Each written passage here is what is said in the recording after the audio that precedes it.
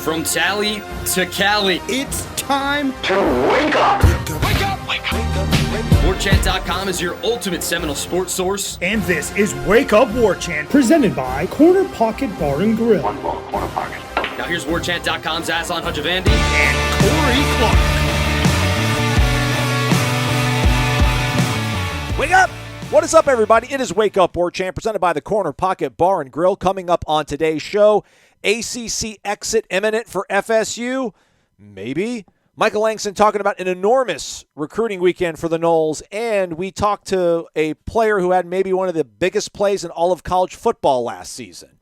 Wake Up Warchant, presented by the Corner Pocket Bar and Grill, Tallahassee, Florida. CPTallybar.com is the website. Daily lunch specials, 11 a.m. to 3 p.m. weekdays, and on Mondays, you build your own burger, folks. Half-pound Black Angus burger, lettuce, tomato, onion, pickle, and a side dish of your choice. You could get straight fries or curly fries or onion rings or potato salad or broccoli or side salad or tater tots or freshly cooked potato chips. Usually $11.99, but only $8.99 today over at the Corner Pocket Bar and Grill. Go check it out. And don't forget tomorrow, trivia, 7 p.m. at the Corner Pocket Bar and Grill. Wake Up Warchant, part of the Warchant.com family. Like and subscribe if you're listening to us on YouTube, please. And if you're listening to us on an Apple device, and get us on the podcast app, maybe a 5-star rating and review would be super, super cool. Let's turn it up a little bit. Let's get a little road noise in the background. Corey Clark on the road, working, grinding. That's what he does. Coming back from a pretty special event for the Warchant.com family. Corey, lay it out there for us. What's up? Yeah, Pillar Shane got married to the beautiful Michelle on Saturday night in Dallas. It was a really cool wedding, and it was the hotel where it was where the wedding took place was literally, I don't know, 400 yards from Jerry's World, AT&T Stadium in Dallas, and there was a huge soccer match going on simultaneously to the wedding, which was FC Barcelona and Real Madrid. Ooh, the classic, El Clasico, I think they call it. El Clasico. That's right, yeah. Don't really know how friendlies work and what exactly was going on. I know Messi didn't play. And but in the background of their wedding afterwards in the reception area, it was a stream of people walking out of the stadium, all wearing Messi jerseys. I assume he played for one of the two teams, but nobody cares about that. The wedding itself was awesome. There was a Florida State, a little bit of a Florida State theme. Shane's tux was garnet. Ooh, Michelle did not wear a gold wedding dress. Hers was white. I know, right? That would have been awesome. But yeah, man, it was. You know what? In the wedding ceremony, Aslan, and this is something you need to remember for when you get married. It was 11 minutes. 11 minutes. I timed it, and then the party was 6 hours. Oh man, that's a perfect ratio. But yeah, James B was there. Mark was there. It was a really nice wedding. Yeah, really happy for them. They're good people, and that's awesome. Stephanie, take any notes? Stephanie cried a lot, and then she did at the end of the night, man, she was dancing by herself on the stage, on the dance floor. So that kind of tells you what kind of night Stephanie was having. By the end of the night, like, it didn't matter what song came on, she was out there dancing. God bless her. She's female. She's like female Benjamin Button. She gets younger every day, I feel like. She just gets, that youthful exuberance, like, keeps coming back. It's crazy, man. Good job. Maybe it's you, Corey. Maybe it's you that does it. I think I keep her young. Yeah, that's exactly what it is. I keep her young. And I probably look like I'm 17 again, don't I? I think so. The photo of you guys at the wedding, you look fantastic. Thanks, buddy. I appreciate that. But yeah, that was cool. They were there. Pillars standing up and representing. Heck yeah. All right, man. Well, let's talk about this, Corey. I know you were out there, being a good fiance, being a good friend to our guy Shane. But I know you sometimes check your phone every now and then. Expansion stuff is kind of maybe picking up here. Obviously, Colorado announced that they plan on returning to what was once the Big 8, now the Big 12. So they're going to leave the Pac-12. Our own Gene Williams reported that this is going to have some reverberations. Obviously. No matter what you've heard, whether Oregon and Washington are not being courted by the Big Ten, Gene says to throw that kind of out because from what he's heard from two different sources, Oregon and Washington are being courted. Now, this obviously puts Florida State kind of in the crosshairs of how about us? Can we find a new place? Possibly August 15th, some sort of looming deadline where they can alert the conference perhaps of them wanting to leave. Ira Schofel, managing editor of warchant.com, laid out this incredible timeline over on the Tribal Council for our subscribers, just basically outlining all the things that have happened here, like in the last 18 months about where it's, the breadcrumbs, if you will, like all the hints that Michael Alford, the administration has kind of laid out there for Florida State that, in no uncertain terms, like they'll take it on the chin if they have to and cough up a check for $120 million to get out of this conference. Now, will that happen come August 15th? We don't know yet. We don't have any uncertainty, but maybe with this Colorado move and the discussions between the Big Ten and some programs out west, maybe that becomes a door ajar for Florida State. What do you think? Yeah, I mean, it does seem like the timetable is speeding up. I know there's some people that listen to this that still think that you're not getting out of the conference till 2036. So quit talking about it. I would be stunned if that happens. I would just be stunned if they ran out the length of this contract. It's just not tenable. And as we know in this country, people sue people all the time for a variety of reasons. And I just feel like this will end up in the courts at some point. But I do think that Florida State and Clemson are going to try to bully their way out one way or the other. And yeah, I think this is another domino. I don't know. I think Texas and Oklahoma were probably the biggest dominoes that have fallen in recent history, obviously. But, Colorado moving back, it just gets it back into the national consciousness again. It gets into the national. And, if you're an ACC program like Florida State or Clemson or I guess Miami, are you now where are you in the pecking order of conferences? Third, fourth, fifth? Like, I know people right now seem to think the Big 12 moved into third with this. So Florida State now is in the fourth best conference or the fifth best conference. I mean, they're definitely ahead of the Pac-12, but yeah, I just, as I've said since this really all kind of started, the Big Ten holds the key, man. The Big Ten is what will be, whether Florida State ends up there or not, the Big Ten has to make overtures to Florida State and Clemson. It just has to. And when that happens, that's when,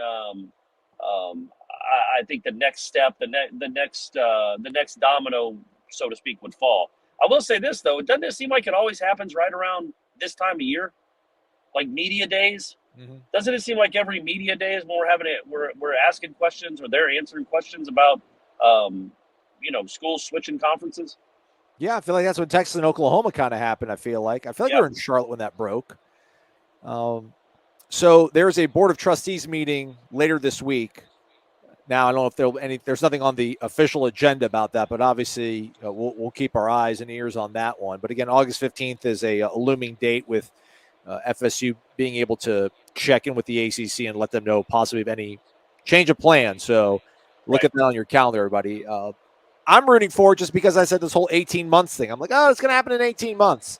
Now, I'm not saying necessarily Florida State is going to play like a new schedule in 18 months, but we would obviously maybe know how the path forward is going to be laid out because, again, this does not seem tenable. And if you checked out Ira's story, I mean, just all of it kind of lines up. All of it seems to, make sense about where Florida State's at and where they're leaning at because. Well, and you wouldn't be so public as Alford was, I don't think anyway. And as the Board of Trustees meeting that was, I can't remember when it was. Was it like January? Yeah, February, maybe somewhere around there. I should pull up. I don't have the story in front of me right now, but I'll pull it up. But go ahead, carry on. But when they basically talked out loud what the problems were, and they talking about we've got to handle the grant of rights. That was months ago, but that was all done publicly, and there had to be a reason to that. There had to be a reason that Alford came out and said that. I don't think he would just willy-nilly stomp his feet and say, I want to change. I want this to change. I want this to change. You know what I mean? I don't think that will happen. I think he has a reason for it. So that's what gives you hope that maybe they will make a an announcement here in the next couple of weeks. That would be awesome. Yeah. February 27th, that Ira wrote the column, and the actual Board of Trustees meeting, February 24th. So not all that long ago, relatively speaking here. So, what I wonder is if the Big Ten is having discussions with Oregon and Washington, which probably makes sense for them because they have those two other teams on the West Coast in Los Angeles. So that kind of gives them, and it doesn't give them a full national footprint because they're not in the Southeast. Right. Like, does that push the SEC? You've talked about the Big Ten having the key here, Corey, and it sounds like, the SEC would only maybe come after Clemson and Florida State if they felt threatened by the Big Ten. Right. But if the Big Ten's talking to those two teams, I mean, does that still keep the door open, you think, for Florida State, or does Oregon and Washington, does that make the SEC compelled to want to expand to stay on the same footing, at least in terms of number of teams? Do you think? Me personally, if I'm running the SEC, that doesn't affect me really at all, Oregon and Washington. They're nice programs. Washington won a championship 30-something years ago, or split one with Miami. Oregon, has been in the playoff a couple of times. They're good programs. They're top 20-ish. Well, Washington's been kind of down in the dumps for a while, but Oregon and Washington, if you're the SEC and you're like, okay, well, the Big Ten's response to Texas and Oklahoma was Oregon and Washington, I feel like you feel pretty good about that. I got Southern Cal and UCLA, Corey. I mean, Southern Cal, UCLA, and USC. Oh, that's true. So Texas, Oklahoma. You're right. So when you in UCLA is what I guess you got the LA market, right? So yeah, if you had those four, then I could see that as like that being a salvo, in the SEC feeling like, okay, well, you did that. Well, watch this, and look around the country, folks. There's nobody else. There's no. If you want to consider the people in the ACC or the Big 12. Independent, so to speak.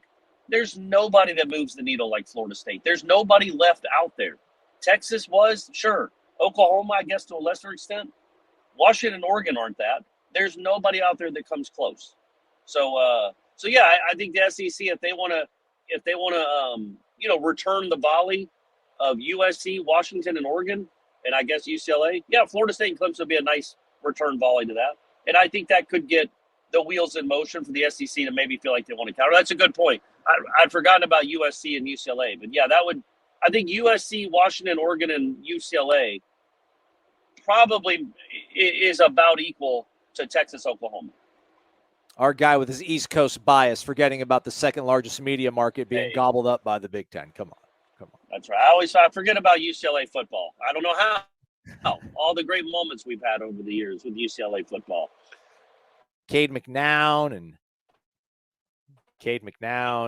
Corey, you've long been the voice of reason on this podcast. Said calm down, relax with me and my pitchforks and wondering about this coaching staff and whether or not they could ever get Florida State back to where they want to go.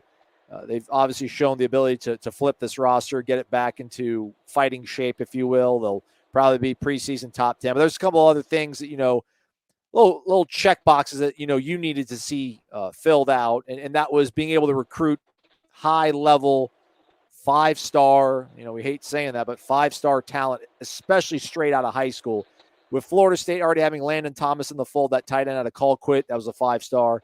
But the Charles Lester commitment, does that feel any different to you? I don't know. Maybe it's because there was a lot of pomp and circumstance behind his announcement. I don't remember Landon Thomas having as big of a much to do about his announcement. But the fact that Florida State was able to fend away Dion for the time being to get Charles Lester's verbal commitment, is that just kind of another piece of the puzzle, another data point that shows Mike Norvell, this program, obviously headed in the right direction and building sustainable pieces for success? That ceremony has ended, right? He has announced? I think so. Let me double check, but I think so. Well, yeah, so that's a big deal, man. Getting 5 stars from your home state, flipping a kid that was committed to USC, that's the kind of stuff you're wanting to see. What are they ranked right now in the On3 rankings, Aslan? 5, buddy. We're in the top 5. Top 5. Just saying, that's a pretty big deal. It's pretty good. That's pretty good. Top 5 national recruiting is pretty good. But yeah, so you have a weekend like that, you move up to 5th in the country in the national rankings.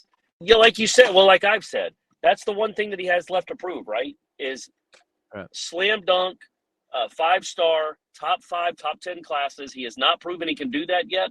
But doesn't this, for you, does this make you feel more comfortable with him overall? Not just the portal, not just how passionate he is, not the program he's building or the culture he's changed, but that he can go land players like this. Do you feel better about him now?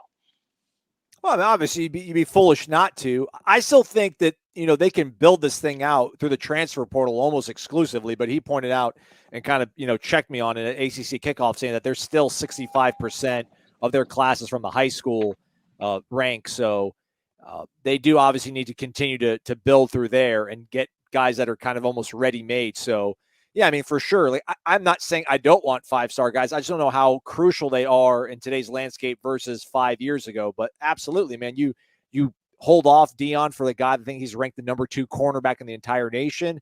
Yeah, man, obviously feels great. I think there was a lot of turmoil there amongst the Florida State fan base when Lester went out and visited Boulder. Like, is Dion going to do this to us again? Is he going to do it again? And then no, he said he's whenever that thing ended, he said he's always been a Seminole. So that was good to see. And yeah, man, I think like he can build a program like this, like a top 10-ish type program that every 2 or 3 years can be set up for a championship. The way he's built it so far, but to be a consistent contender, I think you have to have big time recruiting classes, don't you think? You can't. It's too hard to year by year plug holes in a roster. But if you can truly look ahead, and Lord knows the Battle's End and the collectives have done a really good job of retention. If you can look ahead into 2026, like it used to be in the olden days, and say, okay, this freshman here that's really talented but really young. In 2 years, we're going to plug him in here. This kid right now will be the Jared Verse of 2025, or however Alabama and Georgia do it. And it helps with depth, man. Yeah, I was thinking about that the other day. Like, if Alabama lost their 2 starting defensive ends, and I'm talking about maybe the Alabama of 2019 or 2020, don't you still think they'd be ranked like number 1 in the country and have a very, very good defense? Yeah. You know what I mean? Right. If Florida State somehow lost Verse and Peyton to injuries, that's where these big time recruiting classes come into play. Like, there's nobody really there that you're like, oh yeah, you can withstand a loss to a preseason All-American, or even like you can withstand a loss to Kalen DeLoach, or you can withstand Jaheim Bell going down because you've loaded up at this position with all these great players. That's what the next step is for this program, is to build the depth. That comes through the recruiting classes and the evaluating and developing these guys so that, yeah, when Jaheim Bell leaves, Jarrell Powers is a stud. Or when Renardo Green leaves, Lester comes right in. Or when Johnny Wilson leaves, Vandravius Jacobs takes over and is a star. That's how programs become sustained top 10 type programs, I think. Now, the sprinkling of the portal really does work. I just, we look at it through the lens of Florida State, and it's certainly done so much good for this program. But is it sustainable to keep hitting on all the portal guys and to keep the culture? So I think he's right. I think whatever we said, 65, 35, I think that's a good percentage, but it's a really good sign that he's got this recruiting class where it is. That to me was one of the last things he had to prove, that he could recruit at this level. Is your vitamin energy shot a little too spicy for you? No fear. They actually now have tablets. That's right, vitamin energy in capsule form, and the promo code still applies. Check it out over at vitaminenergy.com. Promo code is WarChampBOGO, WarChamp BOGO. So they've got an immune support plus tablet capsule. It's got vitamin C, elderberry, zinc, garlic bulb, B12, vitamin D, black pepper, and 260 milligrams of caffeine. So if you don't feel like shaking and taking it, take your capsule. And if you use the promo code WordChampBOGO, you buy one, you get one free. It comes out to being 24 cents per capsule. 24 cents to guard against getting sick, which, does anybody like having a sore throat or a cough or a cold? Boost your immune system. Oh, and yeah, you'll get 7 hours of energy to continue and power throughout your day. It's for you folks listening to the podcast. WarChampBOGO, B-O-G-O. Check them out. I don't know, you can't shake it and take it sometimes. You're taking a capsule, but check it out. VitaminEnergy.com. Promo code is WarChampBOGO. Michael Langston talking recruiting coming up right after this. Hope you had a fun weekend, everybody. Hope it wasn't busy. You know who had a busy weekend, though? It's Michael Langston, but he's found time to hang out with us here on the podcast, Wake Up Warchant. Michael, how are you, man? I'm fantastic, man. I'm great. It was a long week and a long weekend, but a lot of traveling back from Sarasota over to FSU and then dealing with the showcase and but a lot of excitement, man. A lot of excitement. 3 commits coming out of that, and FSU is on fire, as they say, as the kids say. we're not the show that makes people feel bad about themselves. I've been wrong a lot. Didn't think this coach was going to maybe get it done. Didn't think that quarterback 13 would get it done. So, we all make mistakes, everybody. But there's a lot of panic. A lot of panic in some corners, Michael, about what's going on Florida State recruiting, right? Florida's getting this guy and that guy. And when is this all going to start happening? And you're like, hey, y'all chill. Follow up with me at the end of July, and we'll see where we're at.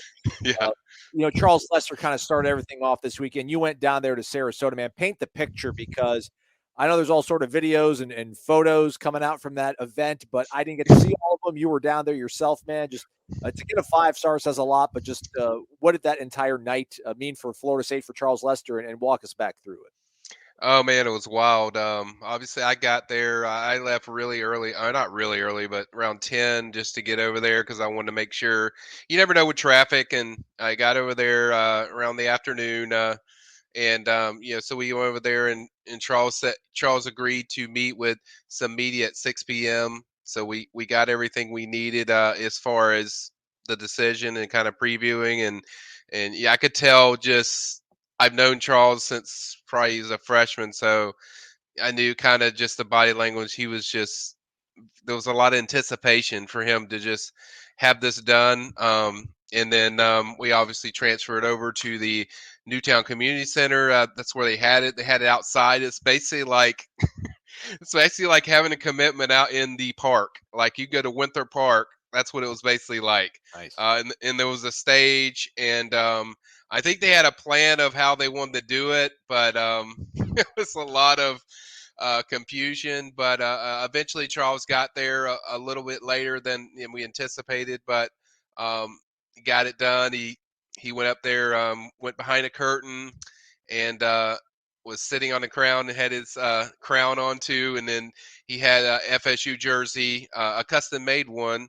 And then another one that was gold, that was Sarasota Seminoles, because Sarasota Seminoles, for people who don't know, that's who Charles played for when he was in the rec league and when a little kid. So then he later came out, committed a lot of celebrating. But I explained this to people, like with Newtown, it's kind of like there's so much town in that area. It's kind of like Pahokee, where it's small, but when somebody, one of their own, gets has a big moment and a big decision and a chance to go to a great school, they really come out and support. I swear it felt like there was 200 people out there for the event, but just a great crowd, a lot of excitement and a lot of celebrating, and then just a big moment overall for FSU, because I labeled this guy, and I put a lot of pressure on myself and even Norvell, that this was the number one coveted guy. And Charles kind of indicated that, where when he talked about in the interviews, where he said,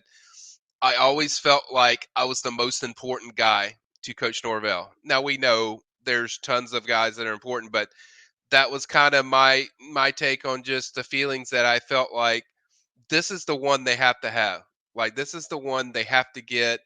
I get it. Deion's trying to come in there and steal your candy again at the last minute and all that stuff, but this is the one they had to get done. I felt confident, but there was also, you're always concerned when Deion's involved, just based on what they've done in the past. So, but I felt good about it going into the decision, and it was finally revealed. And it's just a big national moment for FSU, because a lot of people say, well, he was leaning that way all along. You say, yeah, it's a 5-star. This is a guy that changes your program and really sets the tone for your upcoming season. And they could have bigger news later down the road, but this was the one that would definitely set the tone for everything you're doing. And he's a believer in what your product is going and where it's going. And so I think it was just a massive moment for FSU in recruiting, and certainly moved them up to top 7. And then later they moved up to top 5 over the weekend. But just, I think, a massive moment for them going into this season.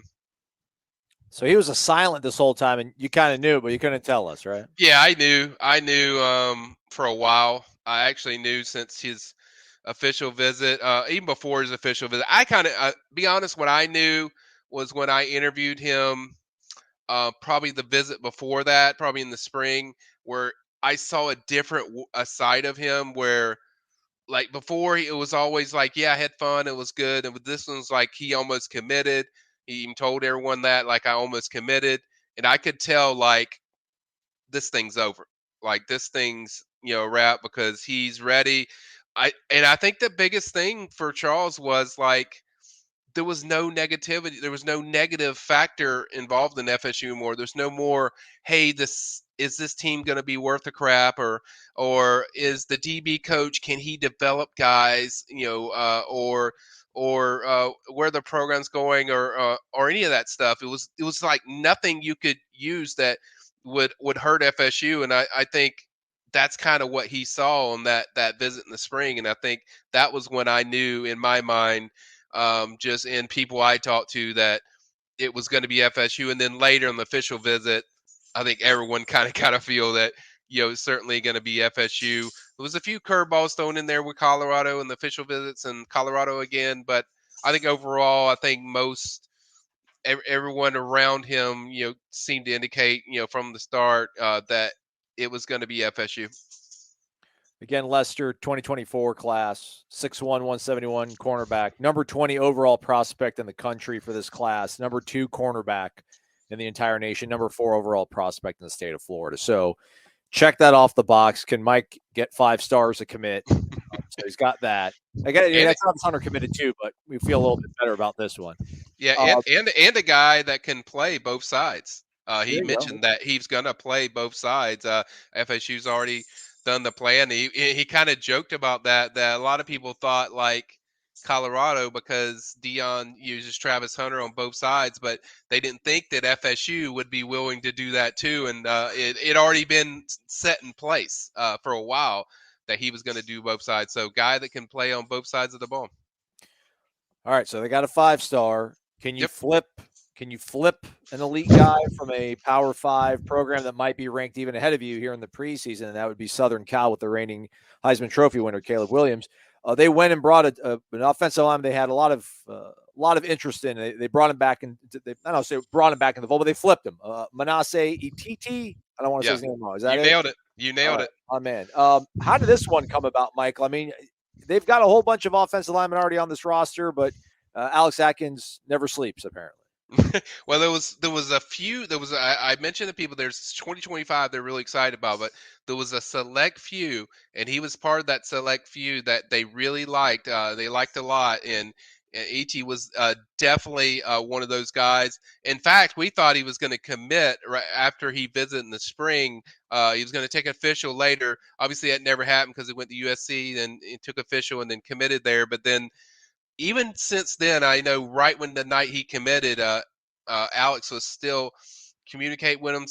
There was a relationship was still going. And I think the big key is, like, look, Southern Cal is flashy and it's nice, but at the end of the day, that stuff's going to wear off if you don't have a connection to the coach or the program. And I think his connection was just stronger with FSU once he settled down, kind of sat back and kind of realized, like, the guys that he feels the most comfortable with, the players seem to meet kind of his personality more at FSU. The coach with Coach Atkins seemed to fit that, and I think they just kept chipping away. And then I'd probably say a week and a half before he did, flip eventually. I think that's when I started hearing some really moving the needle moments. I kept to myself because I promised I few sources I would not indicate stuff because I didn't want to tip anything off. I wanted to do things the right way, and so I'm not going to say I knew all along, but I'm saying the needle started moving as we got around the week from the decision. And I think just a great pickup, a guy that I think first year, no, second year, yeah, impact guy. Kind of like a Jalen Early type of thing. Where he has to be in there for a year, but then, man, after that year, he's a guy you're going to be able to count on. Motor's ridiculous. I don't know if people saw his film. The guy's chasing people down the field as a defensive lineman. It's pretty amazing for an offensive lineman. So has a great motor, great the beginning part of the box, and then he finishes well. The stuff they have to fix is just the hands, the technique, and the stance and stuff like that to clean up. But overall, for a future player for FSU, it's a massive pickup. consensus 4-star. He's from California, everybody. He's out there in Modesto, so they went into the backyard of Lincoln Riley and snatched this guy. 6'4", 290 offensive lineman. Again, committed to the Trojans at one point, but now committed to Florida State. The fun didn't stop there. Obviously, the Seminole Showcase weekend going on in Tallahassee, Michael, and the Noles capped it off with a commitment from a backer. How much of a surprise was that, and what do they get in this latest commitment to the class? Well, I wasn't that surprised. I was waiting to see how the performance went because that's what I was told. Like they went to, I was told like this is a guy to keep an eye on. He was mentioned to me by FSU Intel just to watch how he does because they've been to see him like 3 or 4 times. They went to see him, just to evaluate and just see him in person. And he had visited FSU previously for the spring game, so I knew there was interest. Plus, they had already offered, so I was really intrigued about what. He looked like, from the, how impressed FSU was from the camp, and that's kind of how it put together. And then once everything was a green light, I think FSU was certainly where he wanted to be because, excuse me, that was the team that I heard most consistently that he had spoke to in his round, and he preferred. So as long as FSU pushed, I think they were going to get him. And once the green light was there, I think, which I got later that day, I think probably around late afternoon, I kind of heard, some scuttlebutt that, hey, keep an eye on this one. And so tipped Matt off, and Matt hit him up, did a story, popped it up, and then the rest is history as he announced today at noon. Timir Hickman-Collins, 6'1.5", 213 out of Fort Mill, South Carolina, Indian Land High School. He doesn't have any stars by his name. The only photo of him, I think, was probably taken by either you or Matt this weekend when he was here in Tallahassee. But this will be a fun one to kind of watch, it feels like, Michael, because if I'm not mistaken, Florida State maybe one of his first, if not the first offer, and now that he's committed, kind of feels like probably we're going to start seeing some of these stars light next to his name, and maybe other programs kind of come sniping after him. Yeah, I believe Georgia Tech also offered him, but I haven't confirmed that. That's why I only put the FSU one when I created the profile the other night. But he was intriguing to me because right when I saw him on the list that was coming for FSU, I'm like, okay, let me check out this guy's video. And then I watched this film, like, whoa, okay, that's different. That's not what I expected. But you're expecting a lot of just rawness, but there was a lot of stuff that I liked a lot. And one of the things I like the best is the way this kid covers. I mean, he is a very, very good cover linebacker. Certainly has speed. You see that a lot. And then the hitting, what he does when he gets off blocks and makes tackles. He is a big hitter. He really does a good job getting off those blocks. And I like his quickness and space and tackles. You could see that there's a lot of explosion in his tackles. So I'm very intrigued by that. I think, and I told Tom Lang this earlier today, I think you're talking right now for me a high 4-star or high 3-star, probably where I would put him. Obviously, on three's got to make their own determinations, but that's where I'd have right now. But I think as more eyes get on him, I think he's going higher than that, Aslan. I think the skill set says it, but the skill set also says that, hey, there's technique stuff that you want to correct. And I think FSU did a lot of that, over the weekend of just, the teachings that Randy was giving them, some stuff, Coach Shannon was kind of just helping them with. And I think as the season goes on, that's a kid that you could see move up higher than that. But I do think 3 stars probably what we're looking at currently. Florida State now ranked 5th in the On3 football team recruiting rankings for 2024. They've got 2 5-stars in the fold, 9 4-stars, 8 3-stars. They got 20 total commits. So Georgia's ahead of them with 26. Florida's got 21. So if you look at probably the average star ranking, they're quite high up there. So what else is ahead for Florida State, you think here, Michael, for maybe like the next 30 days or so before this football season really starts? Yeah, we got a big one coming up on August 5th. KJ Bolden, 5-star plus DB. He is going to announce that's a big one because this is probably the most momentum that FSU's had in this recruitment. And it's real, guys. It's not just I'm trying to build this up. Like there's a very real chance for FSU in this recruitment. They've done a really good job with the last 2 visits they got him on, both in the spring and the summer. they've really dramatically, moved their way up and made a big shift. Georgia's always been one of the favorites. Ohio State's also a team I've heard a lot in there. He visited Auburn over the weekend. I still think Georgia, FSU, and Ohio State personally, although we'll have to see how the Auburn thing, Auburn visit changes stuff. But that's the one that I'm very intrigued by, because if you get that kid, that sets your summer and your season, that LSU opener, on fire. And it's going to be huge. It would be huge if FSU was able to pull that off, because then you're talking about being inside the top three. I don't know exactly where they would place if they got that, but it'd be pretty high. You would think they would be pushing for 3 or maybe even 2 at the highest. But certainly that's a massive one. Also on August 5th is Jalewis Solomon. He's going to announce between South Carolina, Auburn, or FSU. That's one that I think FSU is hoping to squeeze in for the summer, but not sure if that will happen. But he's been on FSU's campus more than any place. So that's one that I'm keeping an eye on. So those are two kind of the recruitments we're kind of focused on. I think the rest, it's kind of just chill out, guys. We're going this season, and then it's going to be some in-season recruiting. They did have 4-star defensive tackle Artavius Jones. Artavius Jones came to the FSU campus for a visit. It was a one-day visit. I've heard it was really good. We're still attempting to get up with him. I've heard FSU. Main thing I got, which I already knew this before the visit, was FSU Miami. He's committed to Miami, but really close to FSU because he's in Bluntstown. He lives in Bluntstown. That's not far away. So I have a feeling you're going to see him on the FSU campus several times. He's a big fan of Odell. FSU's still chipping away on that one, so that's one to keep an eye on. Then there's going to be a lot of in-season recruiting, but not as much as it usually is, because you already got, I think, up to 19 commitments or so right now. So there's a few more, but it's kind of a different feeling, Aslan, because I'm not used to being done or close to done before the season starts. But there's a few that they want to finish this off with. Certainly they want to add another defensive end. You certainly would love to add a cornerback, or a DB, and there's a few more positions, but it's not a lot left. But man, if they could get one of those guys, that would really set it off big for FSU going into that season opener against LSU. Man, Manasse Itete, Timir Hickman-Collins, and then obviously Charles Lester. What a busy, fruitful weekend for Florida State on the recruiting trail.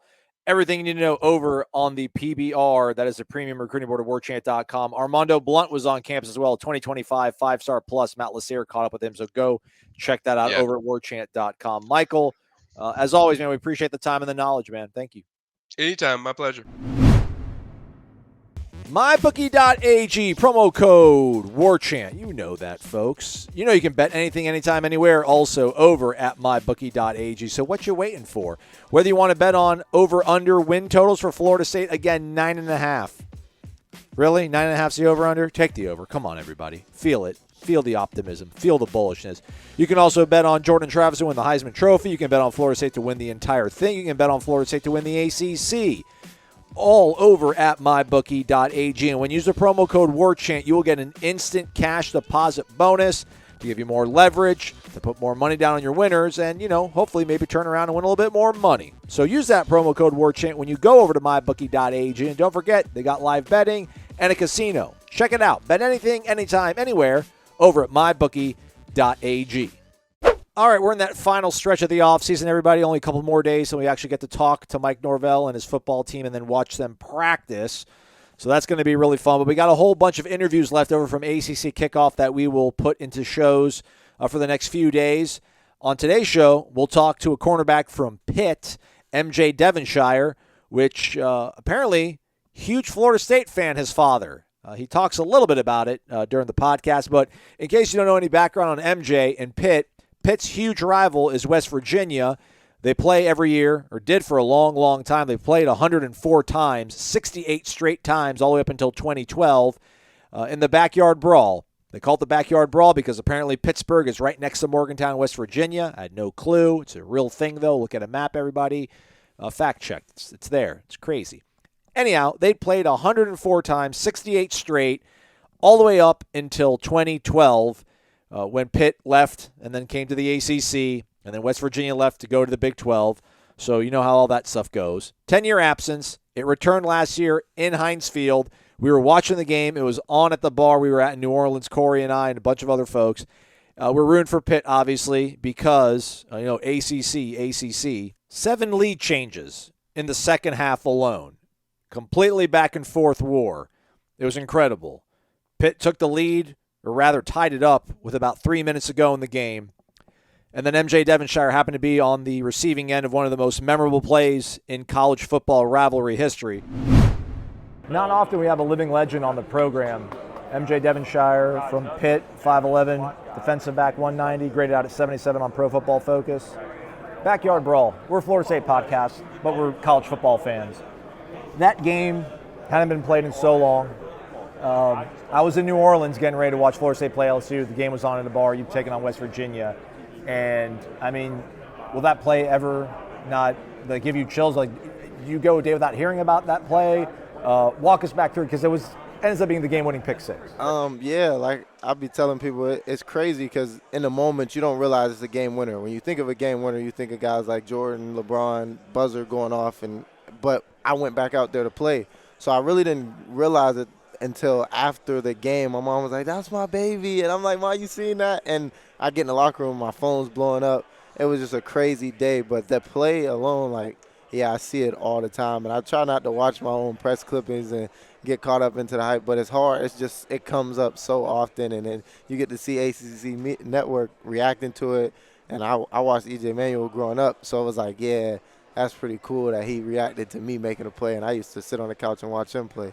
Yeah, because Florida State played a national title game 10 years ago. They had a kickoff return for a touchdown, Kermit Whitfield. He made a couple more plays in his career, but everybody's like, man, if I ever see Kermit out, he's never going to have to pay for a beer the rest of his life. So I think you're pretty much set whenever you're in Pittsburgh, man. Yeah. That's a good feeling. Apparently your gloves that you wore that night made it to the College Football Hall of Fame. Did you know this? Did they take them from you? Did you volunteer it? I had to take them from my mom because I gave them any interception I get, I give the gloves to my mom. And they came up to me a week or two later and was like, they want to put your gloves in the Hall of Fame. And I'm like, my mom has them. And they was like, can you get them from her? And I'm like, I think I can work something out. So I told her, and she, because it was for a good reason, she gave them up. It was hard. But she went down there to see him, and she was excited. It put a smile on her face. So. Yeah, I'm from Florida. All my friends are from Florida. We've all moved away, most of us. But I love home. Yeah. It was important for a lot of us, go away for college. You're a kid from Western Pennsylvania. You went to Kentucky out of high school. What did you learn maybe about that experience?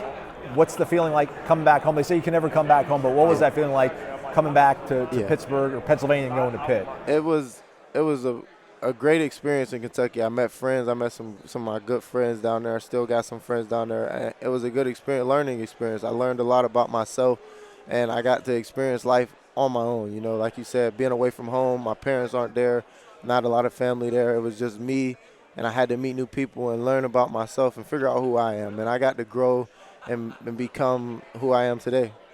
You got any stories about that guy over there, Coach Narduzzi? Is there a story that just sums up who Pat Narduzzi is? So a couple weeks ago, we were at his house, and he has a pool, and all the kids were in the pool and stuff. And I like to play around, so I grabbed a water gun. And he had just changed clothes, took a shower. He was sweaty, so he went and changed clothes. We all at his house. And he walked up to the pool, and I snuck up behind him. I got the camera guy, and I squirted him. His shirt was all wet. He had to go change again. His glasses got foggy. So he's still planning to get me back. So I got to look over my shoulder every now and then to make sure he don't get me today. He seems like a pretty cool guy to play for, though, right? Yeah. He's a great guy. We go at it. Everything. It's always so much fun. I have so many stories. I go up to him and grab his bullhorn during practice and scream out stuff when the defense makes plays. We compete. He makes sure if I'm not having the best day that he lets me know about it. And it's always for the better, just playing for a guy like that. You want to be around a guy like that. Do you guys have Notre Dame on the schedule this year? Yes. Y'all got Notre Dame. You got Backyard Brawl. That Florida State game, though, it's November. It's going to be in Pittsburgh. I know you don't look that far ahead, but, the reputation of Florida State seems to kind of be back a little bit. What do you know about that team that has the reputation made its way up north? That people know that Florida State has a really crazy offense, apparently? So my dad is Florida State #1 through and through. Oh, all right, let's so go. we were there when Jalen Ramsey came to Pitt, and they caught a pick, the Jameis Winston team. 2013. I was there All at right. the game. We got pictures. I went around. I was shaking. So he's a big Florida State fan. So the game's kind of special to me that I'm playing in it against my dad's favorite team. Obviously, this time he'll have to cheer for me, but I know deep down inside he's cheering for me, and as much as he wants to cheer for Florida State. So it's a big game, and I love the tradition. Being from Aliquippa, we have similar traditions. We have a horse that comes out into the field, throws the spear, it's on fire. So the tradition of Florida State and Aliquippa, it kind of connects. There's a lot of Florida State fans in Aliquippa. So it's a special game for me. I'm really excited for it. I mean, I don't want to ruin your day, man, but like that team's going to be tough. I mean, that quarterback can do everything. Yeah. There's a 6'7" wide receiver. Yeah. They've got a running back that's like 230 pounds of muscle. I guess you guys are going to embrace that kind of challenge, but they seem pretty uniquely equipped than most other teams, at least in this conference this year. Florida Definitely. State. Both receivers, they just got, I want to say, a transfer from Michigan State. He's Keon also Coleman. big. Yeah, man. They on paper, on roster, they're a good team, and from guys that I've seen play, they look really good. I'm a fan of Jordan Travis. I watched his game, a few games last year. I'm a big fan of the team, and just getting to play against them. The more you watch people and you get to see them play, and then you get to play against them, it's like, okay, where do I measure up against them? Am I one of the top guys? You get to perform and just going out there and competing. I love competing, getting the best of a guy getting the best of me, but it's always room for improvement. If something happens, you got to go and work, and if you have a good game, then you build from that. So it's just an opportunity to go out there and showcase if you're going to be great or not. I mean, it's like big risk, big reward, right? Like, man, you match up against Johnny Wilson, that's tough, but if you get some PBUs, that's going to look good on the film, right? Yeah, it's a good opportunity, yeah. Do you have any good stories about your recruitment? Any fun stories about going down to Lexington? What was that like on your recruitment? Or was it pretty tame? Yeah, it was fun going down there. My official visit, we went to a bunch of parties, and I seen Tyler Hero in the party, and I'm not gonna say what he was doing, but I seen him, and I was like, this is like him in his like comfort zone, not on a basketball court. And for him to be that big of a star, but I'm in a party with him, I'm standing on the couch, and he looks at me and asks if I'm good. He don't even know who I am, but he's in a party just having fun, checking on guys. He seen me with the football players, and I was like, yeah, I'm good. And I was like, yo, that was Tyler Hero. And they're like, yeah, we know them guys. We get to talk to him. So then I get to Kentucky, and I meet Tyrese Maxey. We were in class together. Me and Tyrese, we're cool now. And if I see him, we get to speak every now and then. I got to get to a 76ers game. Yeah, go Sixers, But, man. yeah, being in Kentucky, meeting the basketball players and being around, one of my good friends was in class with John Wall. He came back to school. So just those type of off-the-field experiences was definitely pretty cool. All right, man, we're going to go with a speed round here. 5 quick questions for at the end. Who was not born in Aliquippa? Pistol Pete Marinovich, Ty Law, or Mike Ditka? Mike Ditka. Correct. He was born in Carnegie. Yeah. What position did Coach Narduzzi play when he was in college? I want to say linebacker. My man, you got it. Overrated, underrated, properly rated Primanti sandwiches. Overrated. Oh, I love pastrami. I can't wait to come up and try one, man. Name 2 other 4-year universities in Pittsburgh, not named the University of Pittsburgh. Carlo, Duquesne, Carnegie Mellon. We just needed 2. You got it, man. How many Florida State defensive backs in the class of 2019 coming out of high school were ranked ahead of you? Akeem Dent. I don't remember. I don't know who else they signed, but I know he was ahead of me. They didn't sign, but it's kind of tricky. I'm going to give you full credit. Jarian Jones went to Mississippi State. He transferred in. Okay. They had him ranked ahead of you. Okay. Man, but you're pretty high on everyone's radar around the country and the NFL too, man. So MJ Devonshire from Pitt, we appreciate you, man. Appreciate Thanks so you. much, man. Thank you. Good luck this year. Thank you. All right, that is a wrap for all of us. Thanks to Michael, thanks to MJ, and to Corey, and myself. We thank you for listening to Wake Up Warchant. We'll maybe have another show between now and Wednesday, but we get to talk to Coach Mike Norvell and the team on Wednesday, and then we get to watch them practice on Thursday. So we'll definitely have at least 2 more shows, probably 4 for you this week.